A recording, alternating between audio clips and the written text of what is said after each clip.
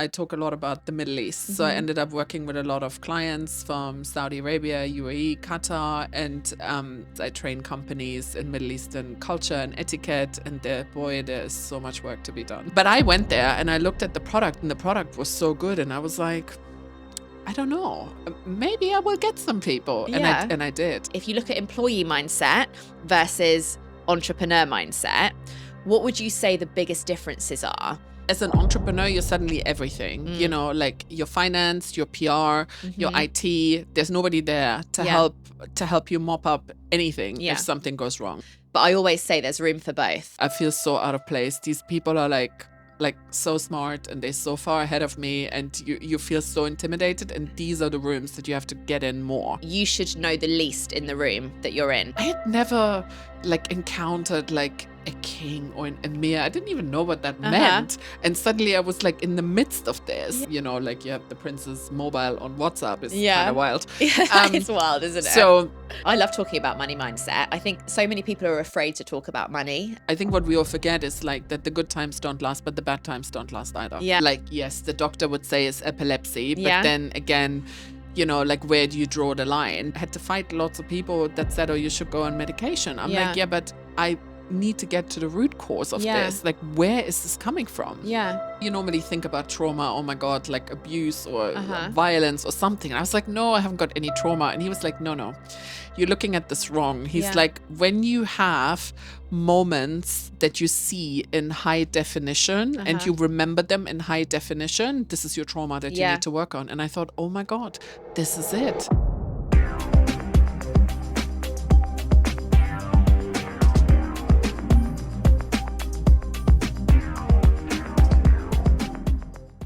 Hello, everyone. Welcome to a new episode of Real Talk with Nat. I am your podcast host, Natalie Naman, and I have a lovely guest here with me today, Corina Goetz. Thank you for having me. Did I say your surname right? You did. Excellent. I needed to make sure. How are you? I'm very good. How are you? I'm very good. Thank you for coming all the way from London today. Oh, that's fine. It wasn't much appreciated. A big journey. I know. It was good. But anyone that's not in Bedford, I feel like it's an effort to get here. So thank you. But it's not bad, honestly. It's a really quick journey. It is, to be fair. St. Pancras. Yeah. Lovely. Nice to have you here. Thank you. Give a little intro to yourself. What do you do? Where are you from? Let our listeners know. Okay. So I'm originally German. I moved to London when I was 22, and I don't know, I haven't looked back since. So I love being in London. And I never really had a plan on how long I was going to stay, but well, here we are, loads of years later. Yeah. And I started out in hospitality. I worked in lots of 5-star hotels, and this is how I kind of fell into what I do now, which is I talk a lot about the Middle East. So I ended up working with a lot of clients from Saudi Arabia, UAE, Qatar, and essentially been on this journey for a number of years, and I just fell in love with the culture. And then I started traveling there, and I started seeing how things are very different. And that also then sort of led to what I do now, which is have my own business. I train companies in Middle Eastern culture and etiquette, and there is so much work to be done. Yeah, I'm sure. Do you know what? I remember when I first met you, you were planning my 21st birthday. Yes. 21st birthday. That is what, 15 years ago? Yeah. At the Red Room. Yeah. At Intercontinental, was it? No, Les Ambassadeurs. Les Ambassadeurs, that was it. I remember so well. I remember coming and meeting you for the first time to taste cocktails with my dad. Yes. And I remember getting a bit drunk and thinking, oh my God, this party's going to be so great. But you did such an amazing job of that. So that was back in your in the hospitality side definitely, of things. Yeah. And then how long were you working there for at Les Ambassadeurs? Not that long, for a year and a half, because before I used to work in hotels, and Les Ambassadeurs, for those people who don't know, is a casino. And it was, I kind of had this thing, I kind of really fancy working in a casino, and then it really wasn't me. Was it not? You're like, no, not as good as I thought. It was so funny because the clients were essentially very similar to hotels, but the mindset was very different. Okay. And I was like, this is not me. In what sense? What were the differences? Well, if you look at people go and stay in a hotel because they want to treat themselves or they bring their family, and then versus going to the casino where you kind of gamble, and this is kind of I would describe it as kind of like hot and cold, isn't it? Very Because you opposing. lose, you're not very happy. You win, you're very happy, Yeah. but then maybe you lose straight after. So I don't know. Uh-huh. It was very funny. Yeah. And then after that, where did you go from there? So after that, I went to Corinthia, which is another hotel. My favorite. I do love it there. Oh, that's nice. Yeah. Which basically I opened. And initially when I went there for an interview, I was like, I'd never even heard of the name. I was like, who the hell are these people? I Yeah. thought I knew everybody in Yeah. hotels. But the product was really good. And they wanted somebody to bring Middle Eastern clientele and look after it. And everybody said to me at the time, oh my God, this is the wrong choice. Like, don't go there. They're in the wrong location. You will never get Really? any Middle East business. This is a disaster. But I went there and I looked at the product, and the product was so good. And I was like, I don't know, maybe I will get some people. Yeah. And I did. Yeah. And it was really funny because when I started there, they had no database, they had no clients, nobody even knew them. People were like, what? Corinthia? We never even heard of them. Where Yeah. are they from? But it was really funny because Corinthia, and obviously my first name, Corina. Yeah. So loads of people then from my previous clients that Yeah. I knew from all the other hotels started then saying, oh my God, Corina from Corinthia, this is so easy. So it ended up being really good, and it ended up being, a great journey, So actually. when did Corinthia open then in London? 2011. 2011. I Yeah. didn't realize it's not that long ago. I didn't Yeah, realize yeah. that. I thought it's Yeah. been there a while. Yeah, 2011. When I went to Budapest last week, and we went to the Corinthia there. Oh, yes. And that was stunning. We just Yes. went and used the spa, and like Yeah. nothing like the spa in London. No, obviously. definitely not. That's like a different level of luxury, Yes. isn't it? But it was really lovely, and I thought because I've been to the London one, I want to go and check it out. Yeah. But I always think of you whenever I go to Corinthia in London. Yeah. Even if I just go for a drink or whatever, I always think of you Yeah. because ever since I've known it, you were working there. Yeah, yeah. So how long were you working as an employee for? So not working for yourself. How long were you in that industry for? Oh my God. Probably, let me think. I started my company in 2015. So Uh-huh. 16 years I've worked as an employee. 16 years. Yeah, since 99. Yeah. And how was that experience? I mean, it was good. It had its up and downs, and it was really funny because looking back, and we always just understand patterns Uh-huh. looking back. I always got to a point in every single place that I've worked in, sometimes faster, sometimes slower, Mhm. where I had times when it was phenomenally good and I loved it and I could have worked there for 20 odd more years. Yeah. And then I had times that were really bad, Mhm. where I just really struggled. Yeah. And and then I just basically had to take a decision and decide to go or change or do Uh-huh. something else. Yeah. Yeah. And then what was the pivotal moment or the trigger moment that made you decide, okay, I've had enough of working for somebody else. I want to totally go and do my own thing now. It's actually really funny that you say that because the story is actually not very straightforward. Yeah. Because in 2015, my son was 3, and I work for Corinthia, and I just thought, but I just can't do this the way I've done this before. Mhm. I had to go on all these trips, and then my son was really small and he had to go to nursery. And I was like, so typical like mom's guilt and whatever. Yeah. And I was like, I just can't do this.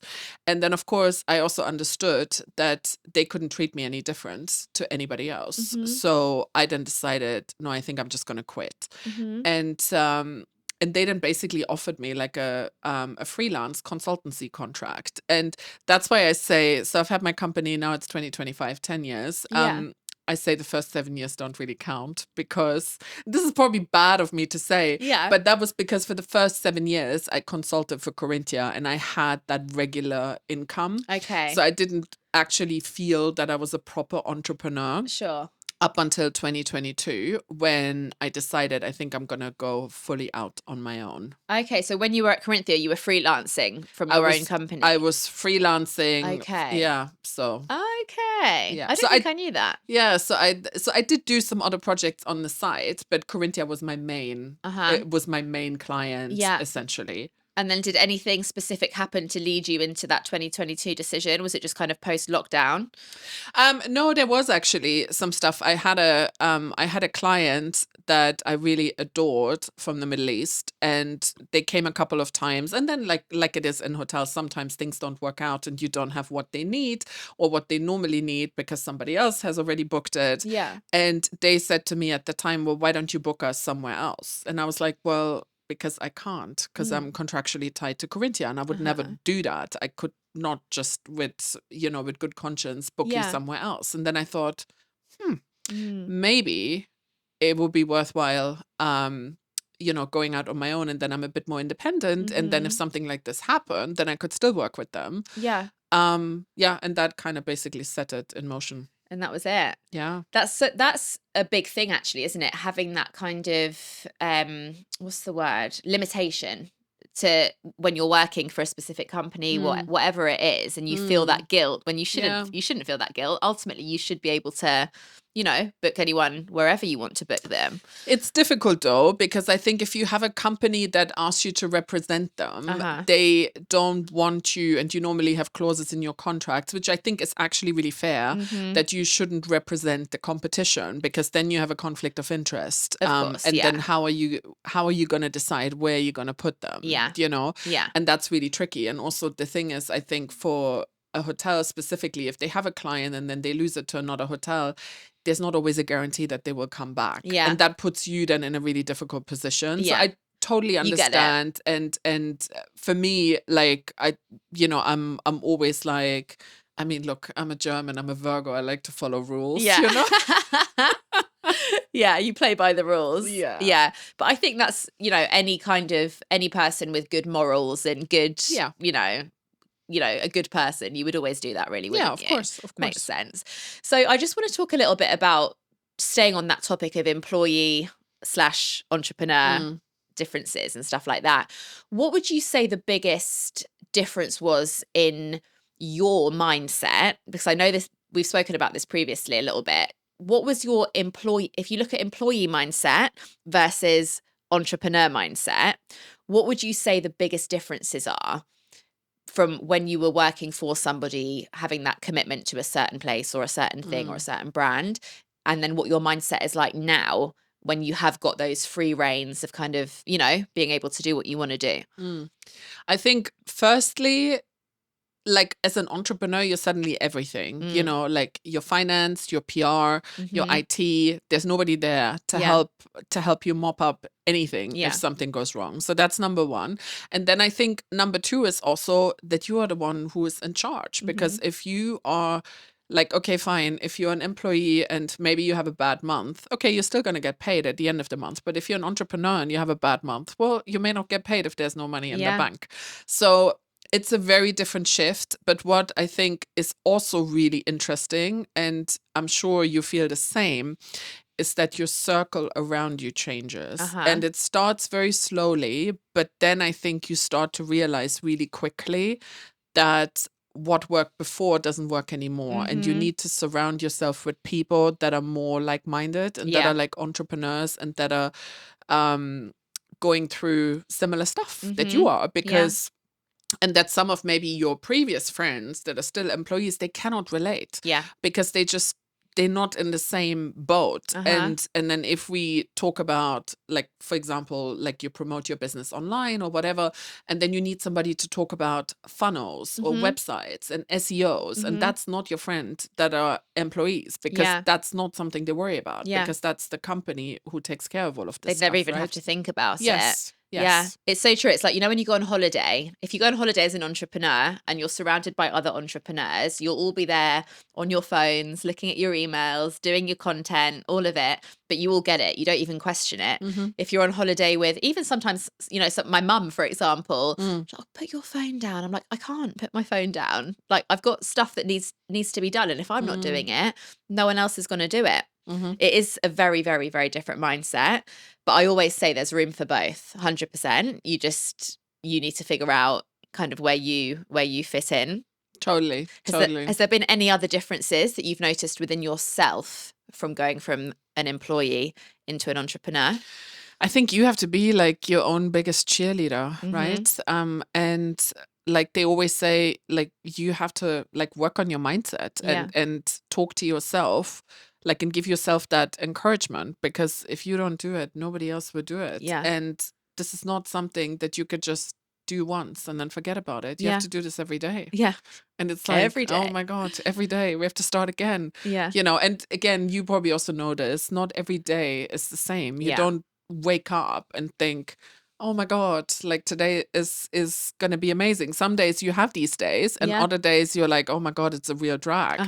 And maybe you've just got a rejection, and then how do you deal with that, you know? And and it's just you normally. Yeah. It is just you, isn't it? Even if you have people around you, ultimately still it's just you at the bottom line. But that's when it's nice if you have entrepreneurs, and like we have like some group chats on WhatsApp, and where we then like voice note each other like, oh my God, it's the worst day, everything's falling apart, and then the other people pick you back up and say, okay, try this, try that, okay, it's not that dramatic, just like calm down, you know, and that makes a big difference. I think it does. Do you network, and you do like networking groups and things like that? Oh God, like I've done so many but again, it's the same thing with the networking. Yeah. Initially, I used to go, oh my God, let me go to everything. And then I think one of the big mistakes that I made in the beginning with the networking, it's like, I just think, oh my God, I need to speak to as many people as I can. And now I'm just like, no, if I just meet one good person, this is good. I don't need to meet everybody. Yeah. But it's that kind of mindset. And then you also see which ones work for you and which ones don't work for you. And I think the ones that work the best, in my opinion, are the ones where you go and you think, I don't even know how I got invited to this networking event. I feel so out of place. These people are like so smart, and they're so far ahead of me, and you feel so intimidated. And these are the rooms that you have to get in more. Totally. And you have to totally lean in. Yeah. There's that saying, isn't there? You should know the least in the room that you're in. Yes. If you know the most in the room, you're in the wrong room. Totally. Isn't that so true? It's so true. But isn't it also so scary? Yeah. Because like there's been so many times when I've said yes to stuff, and then I thought, I don't even know how the hell they found me or why they invited me. How did they find me? No, I mean, I know how they found me, but I know. But it was just like, oh my God, like how the hell did this happen? Yeah, but that's where the growth happens, isn't it? Oh, totally. That's where the good stuff happens. But this is where you have to say yes. Yeah. Say yes, figure it out later. Exactly. That's it. Have you always, I've just been thinking, as you were talking, I was just thinking, have you always wanted to be in the Middle Eastern culture in terms of what you do for work? Like how did that all come about? Not at all. Because that's quite a random route to go down, isn't it? It is. And it's even more random, I think, if you know my backstory. Okay. Because, tell us. Because basically I grew up in Germany. Yeah. But specifically, I grew up in East Germany, and I was 12 when the wall came down. I'd never seen an Arab person in my life, not even before I came to London. Yeah. This was such a culture that was so alien to me, because essentially for people maybe that don't know, but like East Germany was there was a lot of like communism and stuff, and it was just like, you didn't really mix with a lot of other cultures. Yeah. And when I came to London, I don't know, I fell into this by accident, really, because I ended up realizing, oh, their personalities really gel with mine. And it's very strange. A lot of my colleagues at the time, when I started out, used to say, oh my God, these clients are so rude. I don't understand. And I used to think, I don't really understand, because they're not like that with me. Yeah. But maybe it was just because I took a bit more of an interest, and because it was such I should say an exotic thing at the time that I had never like encountered like a king or an emir. I didn't even know what that meant. And suddenly I was like in the midst of this, and I was like, okay, this is actually quite exciting. Yeah. And then I thought, I actually want to go and see what it's like. So my first trip to Dubai was 2005. And my first trip, I think, to Qatar was 2006. Okay. And that really opened my eyes. And I thought, actually, this is really interesting, really exciting. And then basically I had like the most amazing mentor who then taught me all of these different things about the Middle East. And I just loved it. And I just felt, I don't know, I must have like some past life connection or something. Yeah, maybe. It's so bizarre. Yeah. I really don't know. I can't explain it, but I absolutely love it. It just felt right. It just felt so right. Yeah. Yeah. And I guess going to Dubai and Qatar in 2005, 2006, that was when it was still very different what it to what used it to is be. now. Yeah. So you were just saying when we were in the car coming up here that you've just got back from Dubai and it just felt so different. Very, very different. And I think, like, for me now, the most exciting bit, and this is what I get most questions on, is Saudi. And I just love it. Like, every single time I go there, the energy is so good. It's like, feels so inspired when I come back. I just adore it. And I've been to like different kind of places in Saudi as well, like to see a little bit more of the country, and it's phenomenal. It's like amazing. Wow. What would you say to the listeners? Because there's probably quite a few people listening who don't really know what Saudi is actually like. I think that you often post about it on social media. Your content's always brilliant about how, you have these expectations when actually that's not the case at all. So tell our listeners a little bit about what they would actually expect in Saudi. So I think it's essentially it's everything. It's so different to what you read, because what you read, every once in a while you get glimmers of where I think, oh God, they've done some good reporting for a change. Yeah. But the most of it is very negative. And also, like, I think Saudi is the big unknown, because they were very closed up until probably 2018. And there was a lot of stuff that was just so alien to us. I mean, if we think about it, Saudi did not have cinemas until 2018, and they were not allowed to have concerts until 2018. I mean, this is only 7 years ago. That's crazy, isn't it? Not long. No. And now they've done a whole flip, and it's completely changed. They have the most amazing concerts. They have, of course, they have cinemas now. Yeah. They have lots of different activities. And not only that, it's very safe, because that's another question that I always get. Oh my God, you're a woman. I'm like, guys, I've traveled there when you couldn't go to Saudi, and that was a very different experience to what it is now.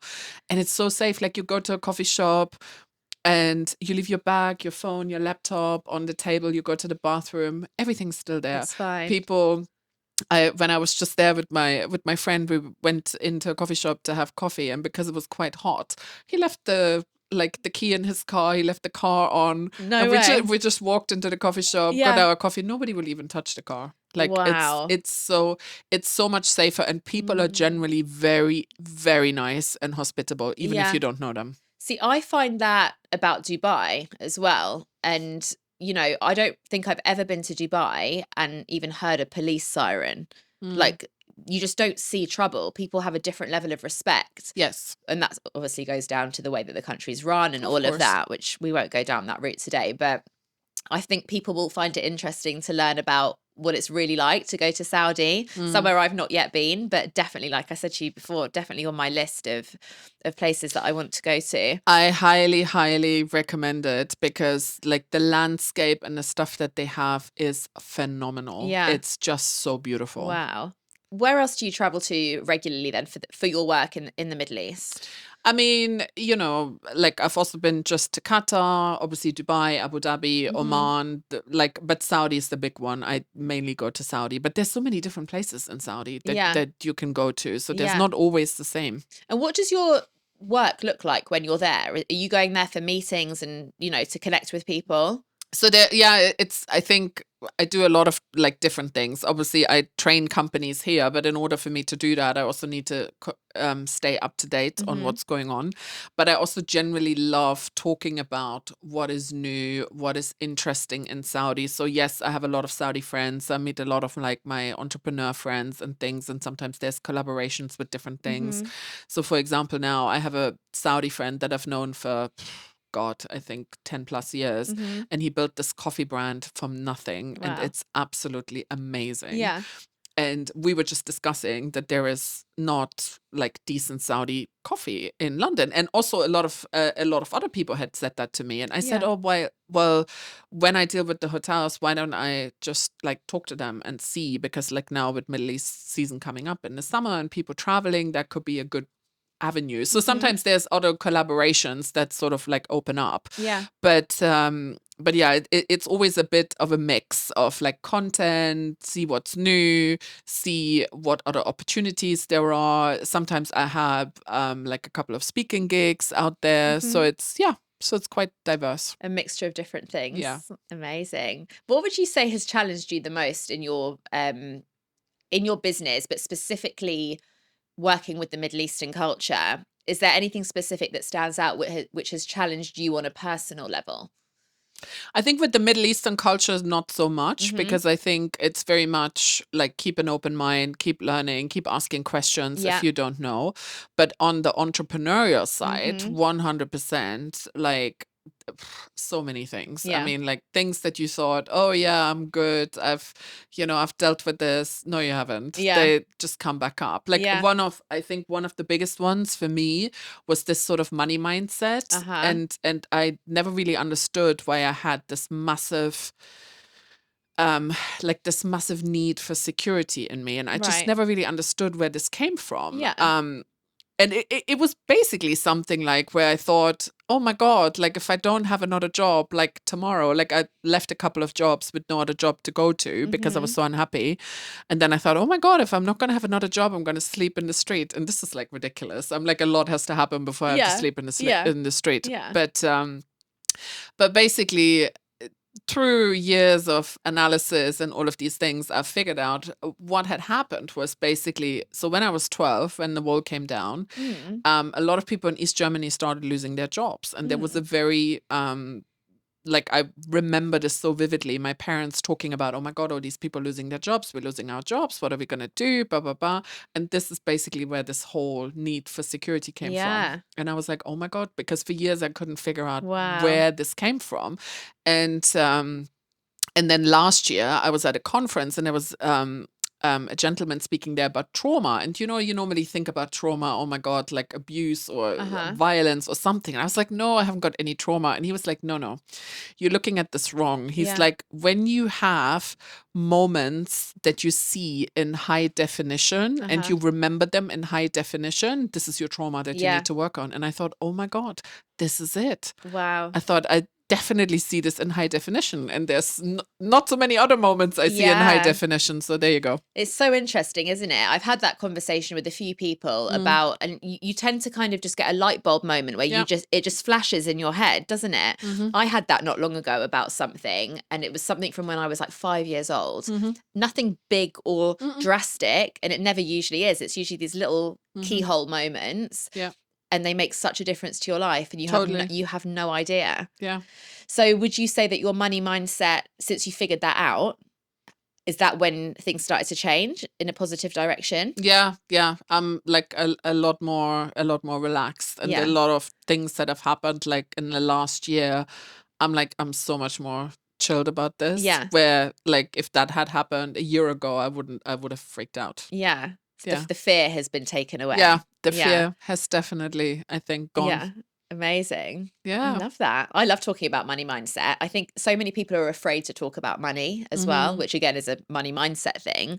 So to be able to openly talk about the topic in itself shows a positive, positive connotation to it. Okay, let's talk a bit about personal development, because that's a journey you've been on. I actually came on your podcast in lockdown. Ages ago. To talk about personal development. So I knew that you've had it in you. What has your journey been like with your personal development? Where did it all begin? I mean, to be honest, it's not been super, super long. But I think I've started to lean in a lot more, I think, during COVID. I think COVID was a blessing in disguise. Because I always secretly knew that maybe there was going to be another path, but I just couldn't figure out what that would be. And I had so many unresolved things. And anyway, so during COVID, when everything started to slow down and everybody used to freak out and whatever, like good old Tony Robbins popped up. You love Tony Robbins. Oh my God. I ended up doing like a couple of his virtual things that he did. And it literally then I found other people through speakers that he had and stuff. And then I found people that I really liked. And then I started listening more to podcasts and it's interesting because again, then that then also challenged my mindset, my money mindset, because it was like, you have to spend money. You have to invest in yourself. And this is not a waste. Yeah. Because this is the kind of stuff that nobody can take away from you, that you have learned, like how to like work with your mindset, control certain emotions, work through stuff. I mean, then the other thing that I discovered during COVID, which is quite funny, which started out as a bit of a challenge, was cold water swimming. Yes. So, because I started swimming, I mean, I love water. There's something about water. I don't know. I find it really calming and it stuff. is. Yeah. And so I went swimming in the summer, and then I thought, I wonder how long I can keep going. Yeah. And then I kind of just did. And it was really good. And it was so funny because, you know, so many people say, with this cold water swimming, oh my God, like I could never do this. And I'm like, but you know, it's literally, you just train your brain. Yeah. And I'm also one of these people, when you go on holiday and you go into water, I'll be like tiptoeing in. And my son would be like, I'm sorry, don't you go into water when it's like 2 degrees? I'm like, this is different. It's different. You don't understand. Because it's very different, because where I go and swim in London in the ponds, it's literally, there's a ladder and you climb in, and I literally trained my brain. It doesn't matter if it's 1 degree, 5 degrees, 10 degrees. Like when I go there, I go in. Yeah. And there's normally 1 or 2 people behind you, which kind of adds to the pressure. You got to hurry up. So I'm like, I don't know. It's a really weird thing. It's a different experience, isn't it? I've not done cold water swimming, but I go into the cryotherapy, the cold chambers, which is probably a bit easier to do because you literally step in, then it gets cold. Yes. Whereas with the cold water, you have to get yourself in. Yeah. But I went on holiday last year with my brothers, and I was the same. The swimming pool was freezing, and I was tiptoeing in, and they were like, you go into the freezing cold chamber. How can you not get into that water? I'm like, no, it's different. Yeah. It's a different, your brain associates differently. Very, very differently. And it's also, I mean, for me, it's not even about like, how long do you swim? How long do you stay in? It's more for my head, because basically, and there's definitely something to be said for this. When you get in, like, you can't think of anything else, because you just think, oh my God, it's so cold. It's so cold. It's so cold. That's even if you were, and then a really funny thing happens, because I think it also has some kind of impact on your hormones and stuff. And when you come out, and even like half an hour, 45 minutes later, you literally feel like somebody's injected you with some kind of happy hormones. Oh, yeah. It's really bizarre. Yeah. So on the days when I feel like, oh my God, this is the last thing I want to do, this is when I really need to do it, because it really turns my mood around. Yeah. Well, it does. It releases your endorphins, doesn't it? What other things do you do to look after yourself? I think this is mainly it. That's the main one. And I go for walks. I listen to podcasts. You know, I think I talk to different people. Yeah. Like, like I said before, I feel like my circle of friends is so much better. Yeah. And again, I think it also, when people then start opening up, you also see there's so many other people who have other issues, where it's not this picture perfect life that everybody wants us to believe they have, because they never do. And it doesn't matter if they have a lot of money, if they have a beautiful family, there's always issues. It's so true. And especially with social media, don't believe what you see on the face of social media. And do you know what I find interesting about that? Even though that's an obvious thing to say, still so many people do take what they see as face value, and they still compare their life to that, even though deep down people do know that that's not the reality. Yeah. But it's hard to escape from, isn't it? 100%. But it's also, again, you only get a tiny, tiny snapshot, and you don't see the whole thing. I mean, people say to me all the time, oh my God, you're always in Saudi. I'm like, no, I'm not. And they're like, yeah, but we see all these pictures. I'm like, guys, these pictures are from like last year, or I recycle them, and I use them for my content, because it's what I talk about. But it doesn't mean I'm in Saudi every other week. Yeah. I mean, yes, I do go there a lot, but not that much. Not that much. No. You're just good at creating content. Yeah. So I asked you before the podcast to describe your journey in 3 words, because I like to get a bit of pre-info. So the 3 words which you used were wave, resilience, and consistency. Correct.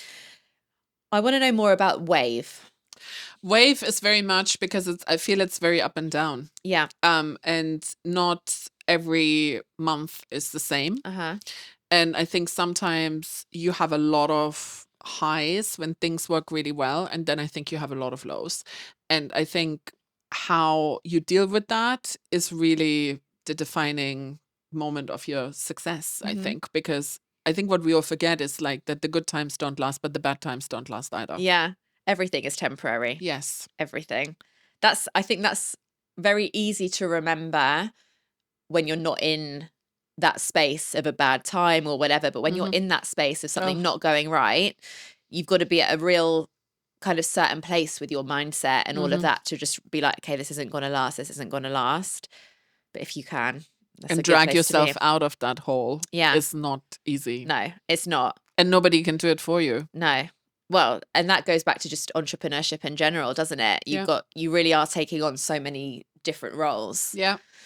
Love that. Okay, so I want to move on to talk about just a bit more life experiences, business, personal life.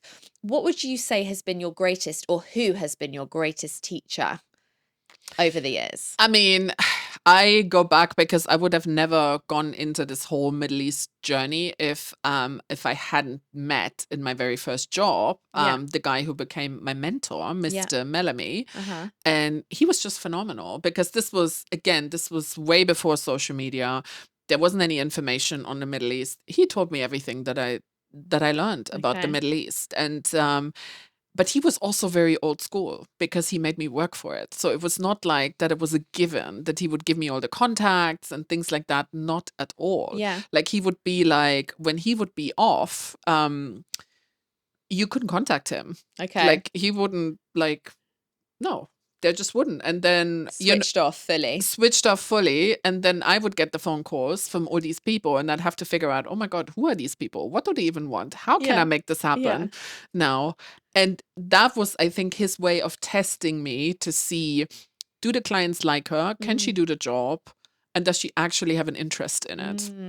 And I think once I'd proven myself a couple of times, then I think it became a lot easier. And then he opened up and I got a lot more stuff. And we used to look after like so many like high profile people. It was just wild. And I was so young and I was like, this is just crazy. When did you meet him? How old were you when you met him? 22, I think. Yeah. Wow. And he just took you on that journey. Yeah. Yeah, definitely. I worked with him for like 8 years nearly. Wow. And he was phenomenal. There was like nobody like him. Really? And he was so good. Like there was never a problem that this man could not solve. It was unbelievable. Yeah. People would freak out in the hotel. Oh my God, we can't do it. He would come and it would be all done. Really? And he would be like, no, it's fine. Just solve the problem. Easy. Is there anything that stands out from what he taught you that you carry through today with your clients? I think what he also taught me, I think, was to be honest. And it was really funny because I put up a LinkedIn post today to talk about this, to basically say, you know, when you have a client and you know that you can't deliver what they want, you have to be honest about it. And yes, you can give them solutions, but you should never live on this hopium that maybe I can, because most of the time you can't. And then you're gonna lose face. And that's just worse because people lose trust in you. And I think there's nothing worse than lying when you know that you just can't do it. I mean, there's always ways around it. But I think you have to be honest. And I think that has served me very well. Yeah. I think that's a really good point, actually, especially as a business owner, because earlier on when we were talking and, you know, you said you say yes to things and then you figure out how to do it later to a degree. Yes. There are certain things which, if you know you're not going to pull it off, because there are some things you just won't be capable of doing because you're not superwoman or Superman. You know, you've got to have that honesty with yourself to, like you said, to save face and to build trust. People will always appreciate more if you go, do you know what? I'm probably not the best person for this, but let me recommend you to this person. Yes. They can help you. 100%. Yeah. I agree. That's a really, really important point, I think. What about in terms of just Middle Eastern culture in general? Does anything stand out to you, or what has enlightened you the most about that whole experience working with the Middle Eastern people? Because I know that there's always things that you're learning and, you know, Middle East is a beautiful, beautiful culture. And there's so many things which, especially coming from London, and I'm sure from Germany as well, so many contrasting things and opinions and ways of life. What are the biggest things that stand out to you the most about that whole journey? I think very much like that people are so loyal, and that once you have their trust, you will never lose it unless you do something really stupid, and you lie, for example, or something like that. But I think that is just really nice. Like I met people like years ago, and then I lost touch with them because, of course, this was just sort of in between when social media just started coming up. And, and before you used to have, I mean, it's kind of wild to think now, you used to have telephone numbers and you would call the palace and you would be anyone's guess who would answer. And now, like you have the prince's mobile on WhatsApp. It's kind of wild. It's wild, isn't it? So there was a period in between when, some people dropped off because the numbers didn't work or they changed their numbers or whatever. But then there was one incident where I had worked with somebody, and then 10 years later, he came back. And I remember seeing this email from this contact at the time saying, this and this person's going to be in contact. And I thought, oh my God, that name is so familiar. I wonder if this is who I'm thinking it is. And of course it was. And he was like, oh my God, I cannot believe this is you. Now I feel like so relaxed. I know I'm in good hands. And it was just so beautiful. We literally picked up where we left off 10 years prior. And it was just so amazing. And I love that about this. Yeah, that's amazing, isn't it? And also to have him say to you, now I feel relaxed, and now I feel like, okay, I know you're going to do the job. Yes, that confirmation that you're actually good at what you do. Yeah, exactly. Do you have any other clients that you've had that experience with? Do you have like long-lasting clients? Are most of your clients short term? Like, how does it work? I mean, it's a real mix because I still do some stuff for people from the Middle East, and then basically what I do with them is what I teach my European clients. So how they can build better relationships and how they can better, market to them and understand what is important to them.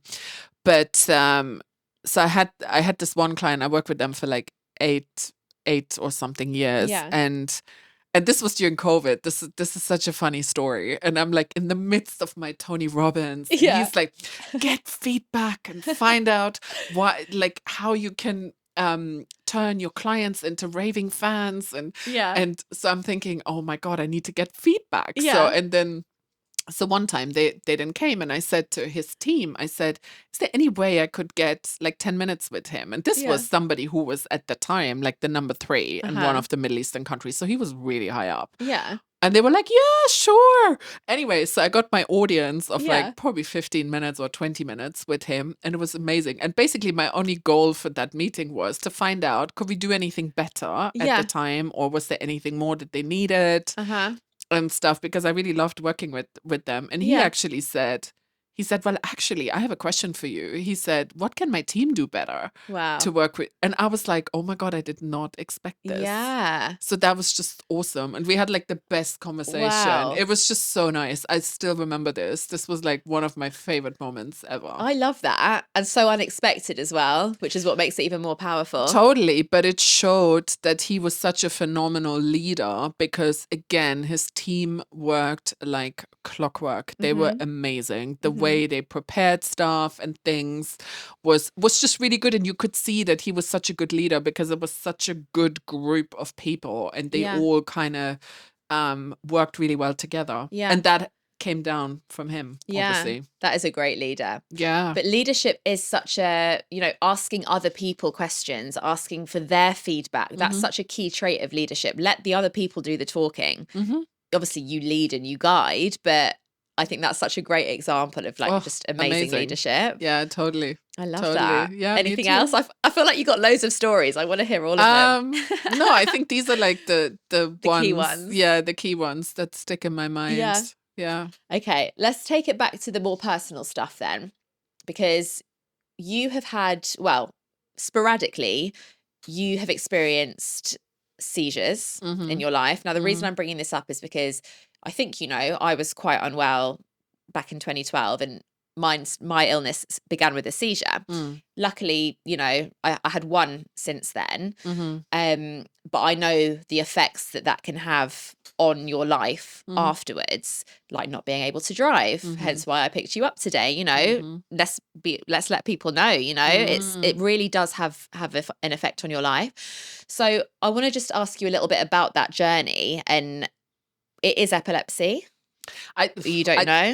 I mean, like, yes, the doctor would say it's epilepsy, but then again, you know, like, where do you draw the line? Because if you only have that every couple of months, I don't know. Like, you know, I want to know what other circumstances are there, because there's a lot to be said for, like, you know, as a woman with hormones, and there's loads of different factors that can influence this.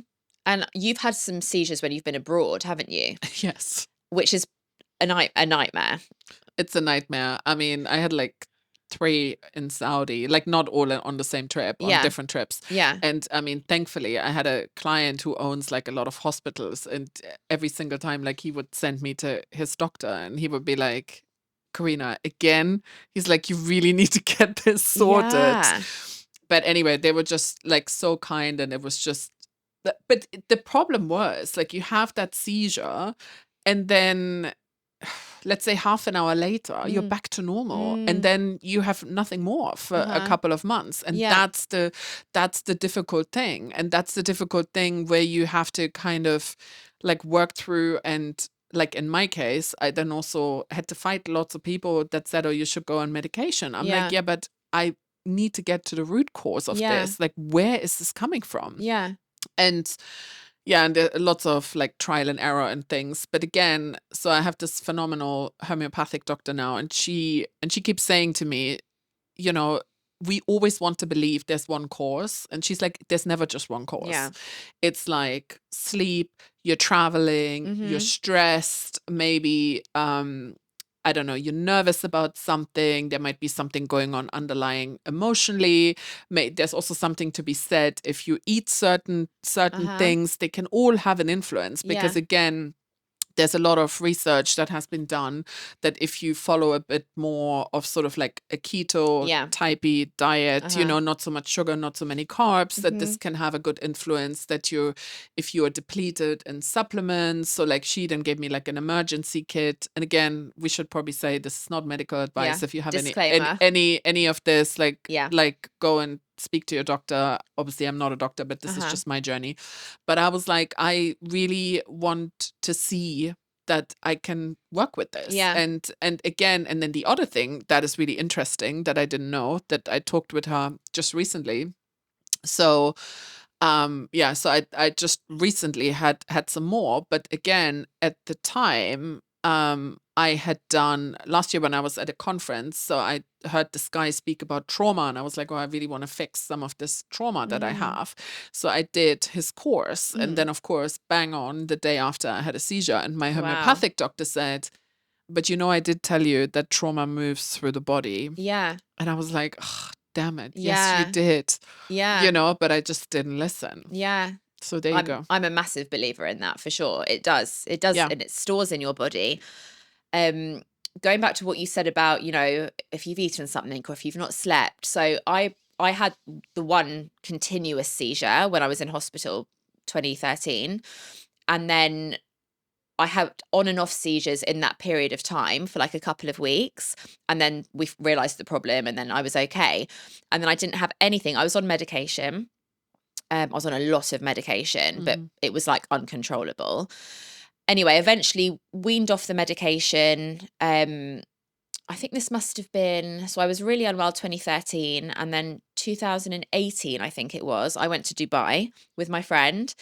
The day before we went to Dubai, we were hosting a retreat, and our flight to Dubai was the next night, like in the middle of the night. Like an overnight. So I hadn't slept. We arrived in Dubai, stayed awake all day, went out that night, got drunk that night, drank again, lack of sleep, alcohol. And in the middle of that night, the next night, I had a seizure. And for ages, we were like, why has that, you know, I've not had a seizure since 2013. Like, where has that come from? And I'd been out, you know, previously I used to drink a little bit more than what I drink now. I hardly drink anything now. So that I wasn't doing anything abnormal. But eventually, after having the brain scans and all, all the rest of it, we realized that the brain surgeon who actually looked after me in 2012, he continued to look after me. And he said to me that, so anyone who has ever had any seizure, I think in general, anyone who hasn't had a seizure has a 3% chance of having a seizure. So if you've never had one before, if you have had one, which is where I was at the time, I think you have a 7%, it was either 7 or 9% chance. And he said from the tests that he did with me, it was coming from a lack of sleep plus dehydration. Mm-hmm. So from that point onwards, he basically said to me, you've got two options. You can either go back on medication, or make sure you sleep well every night and don't drink. At the time, I was in my 20s and I hadn't done any of the kind of research or anything in terms of like holistic therapy and how you can actually look after yourself without medication. Again, disclaimer, I'm not a doctor, personal opinion. So I stayed on the medication. But then about 3 years ago, I just went, do you know what? I don't need to be on this medication anymore. I'm going to take control of this situation. I haven't been on medication. I make sure I sleep well. I don't drink anywhere near as much. And I think as long as you know, that was a really long-winded way of me saying to you, as long as you know your body and you know what's going to trigger it and what's not going to trigger it, you don't need to go on anything, I believe. I mean, 100%. And I think, again, also everybody is different. But if you're willing to make some sacrifices to be healthy, then that's exactly it. So in the very beginning, when I started working with my homeopathic doctor, we did like a DNA test to check on certain of these sort of things. And she said, alcohol doesn't agree with you. So this is probably not a good thing. And I'm like, I don't drink much anyway. So now I drink nothing. I don't care. Yeah. And then she said, probably 1 coffee a day should be enough. I'm like, fine. Okay, fine. I can live with that. Yeah. And then she said, and your stress reaction is like, she says, like your body, when you experience stress, goes from 0 to like 360. Right. Not everybody is like that. So that's why you need to just try and work on this. And sleep, of course, is a big thing. So 100%, I agree with this. And if you can do all of these, that's not to say that it's never going to happen, but you can try and manage the best you can. Exactly. So that's like now what I do. And also when I go on these trips, I try sometimes, if I've had like a lot of long days, I try to take a nap in between or things like that to try and, minimize the risk. That's all you can do. Just do your best. So what does it look like now? You've recently had one. How long ago was it? Probably about March, 3 or 4 weeks ago. 3 or 4 weeks ago. Yeah. So you can't drive now for a year? Is it a year? Yes, that's what they say. Yeah. Yeah. How's that affecting your day-to-day life? I mean, it's okay. I've been there before. Yeah. So like work around it. You'll just walk around. I mean, and to be honest, in London, it's not the end of the world. Yeah. In any case. Yeah. I remember that for me, not being able to drive. God, it's a big thing. Yeah. Because it's like no matter what age you are, that's your independence, isn't it? Yeah, totally. And then not being able to get in your car. But other than that, it's not affecting you. You're all good. I mean, I would definitely say it's at the back of my mind. Okay. And it's like you're trying to look out for signs and things like that, especially if it's not been that long ago, and you're trying to see. So I just saw my homeopathic doctor last week just to, get a bit more understanding again and see what else there is. But it is what it is, so you just have to get on with it. Yeah. Get on with it. I love it. That's the attitude. That's the entrepreneur's attitude. Well, exactly. Yeah. I love that. Amazing. I've got one more question for you to finish. Okay. What truth about yourself are you finally ready to own and share it out loud today? I think, that I don't care what people say anymore. I don't even care like what people in my family will have to say about this, that, and the other, because at the end of the day, it's not their life. I think we all fall into this trap where we listen too much or we think too much about, oh my God, what these people going to think? Well, you know what? They're probably not going to think about it because they're thinking about themselves. So true. But it's so hard because we have that. This is so conditioned, I think, from when we are small. What are people going to think? Well, let them think. Oh my God, I read this. I'm sure you probably have as well. Like I've listened to the podcast and I've read the book, the Let Them Theory. Oh yeah. I mean, I'm just exactly. It's so true. Let them think. But it's the hardest thing. Yeah. It's the simplest thing to say, but it's the hardest thing to do, I think. It is, I think. And even if you're so aware of how you want to feel and not how you don't want to feel, I think you're right. You are so conditioned from a young age and previous generations. And especially when you've got people around you who are of that nature, who are worried about what people think all the time and stuff, it makes it even harder. I love that. So you're just owning everything about who you are, basically.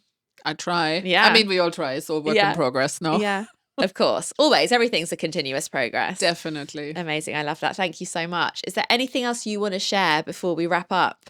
I think, I think we covered a lot. Yeah, we did. Yeah, I want to learn more about all your Middle Eastern stories. I'm going to get you to go away and think about all these stories and then come back for part 2. Yes, definitely. That would be fun. Amazing. Thank you so much. Where can people find you on social media? So I do a lot of stuff on LinkedIn. You can find me, I'm sure. I'll send you the links. Yeah. I do a lot of things on Instagram. You can kind of find me everywhere. Yeah. I have a website, I have a newsletter, all of these kind of things. What's the handles? Where can people? So, I mean, on LinkedIn, it's Corina Goetz. On Instagram, it's Starcat Corina, because Starcat is my company.